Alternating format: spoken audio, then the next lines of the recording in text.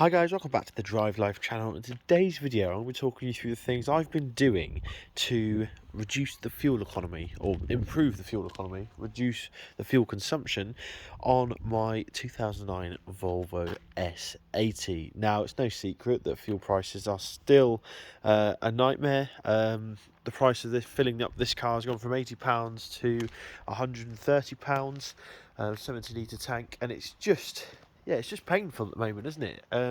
Makes you not want to drive anywhere. It makes you not want to, or makes you unable to enjoy your car. So I've done a few things that have actually really improved the average fuel economy for the S80. We've gone from around 40 to 46, 47, just by doing a few simple things that I think you guys will find easy enough to do. So let's start off with the engine. I've changed the oil. We're using new oil. I find the engine is far more efficient when it's had new oil in it. It's common sense, really, isn't it? The newer the oil, the more lubricant, or the more lubricity is that word? Lubricity it has, and just the engine runs better. Initially, when the brand new oil goes in, it has to sort of be run through the engine. You'll get sort of a less than a fuel tank's worth of slightly lower MPG, but once you're sort of all bedded in, it is so much better. So that is one thing I thoroughly recommend to everyone, is just get that done. The next thing is that I've actually been using the air conditioning less. Air conditioning has around a 5% effect on fuel economy. So if your car's doing 40 MPG, that's 2 MPG actually, that you could save. In fact, 40 miles on a tank of fuel adds up. For me, that's a day of driving to work. So yeah, it's a small difference, but it does make, it's a small change, but it does make a difference. Now, in order to stay cool, what I've actually started doing is opening the windows. Speeds 30 miles an hour and under. It's more efficient to have your windows open than it is to have your air conditioning on. And by the time I've driven out of work, out the industrial estate, etc., the car's fairly cool. I have all the windows down. Obviously, it's beautiful weather. You don't want to be doing that in the winter, but then again, you're probably not going to be using your aircon either.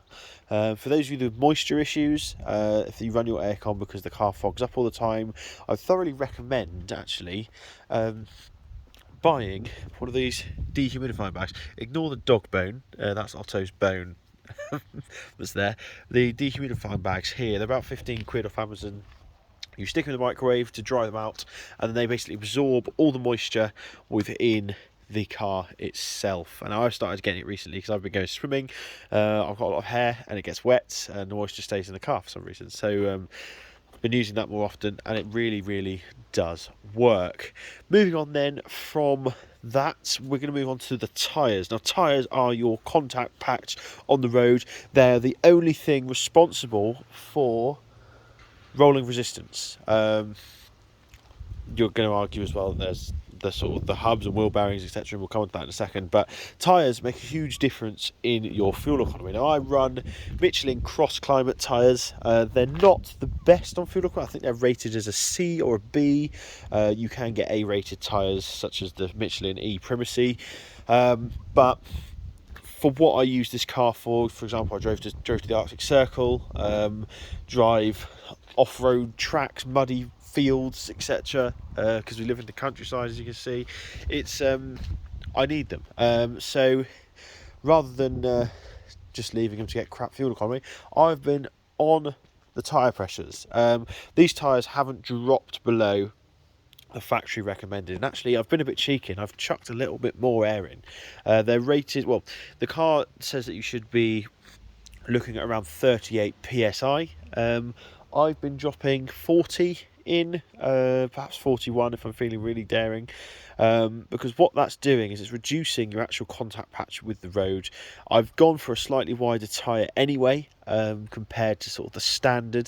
These are 245s, whereas the standard you have 225s, because it's the R design. It's got slightly wider tyres, and as a result you can afford to put a bit more air in without affecting the overall contact patch or the upsetting the dynamics of the vehicle. So extra fuel economy, extra tyre pressures, that's saving me 3 or 4 MPG. I'm finding the ride is slightly tougher, or slightly rougher, but sort of worth it, to be honest. I drive in Wales on beautiful Welsh roads, so they're very well looked after, and you can see here why these tyres aren't perhaps the best fuel economy. You've got these horizontal sipes here, which are, and they're quite chunky, deep tread, just isn't ideal for fuel economy.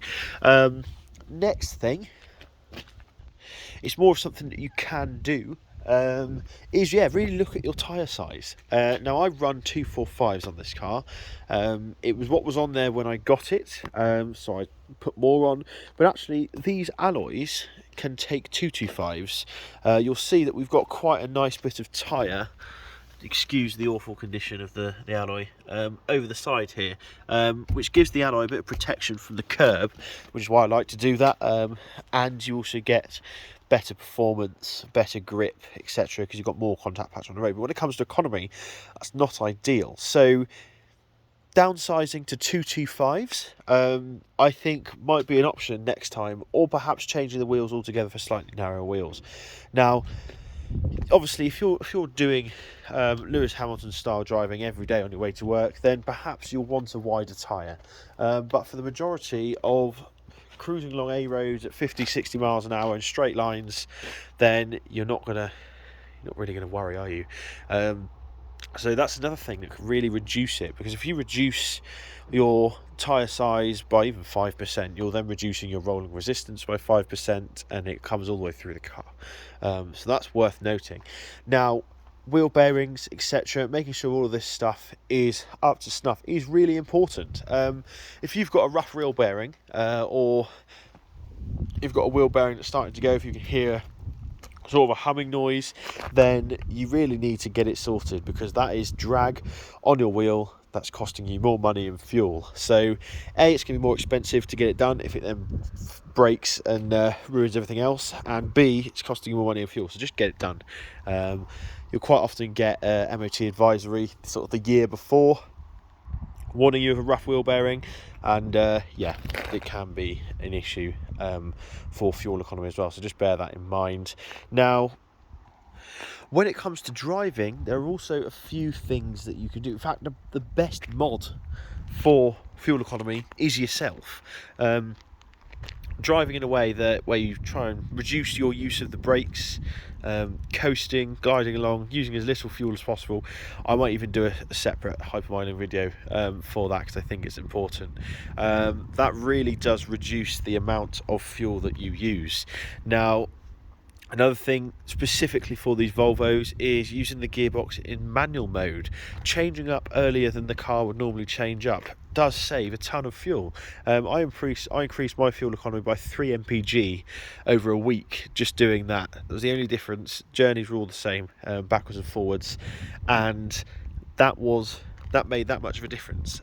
So you think all these little changes we're doing, we're getting up to sort of 7-8 MPG improvements, which is a really important, or especially in these sort of times, beneficial thing to have. So it's little things like changing up earlier, lifting off earlier. Some people change into neutral. I've given that a go. People panic about doing that, saying you're not in control of the vehicle, but I'd argue that if you can't control your vehicle while it's rolling, then you've got bigger issues, and being in gear is probably not going to help you.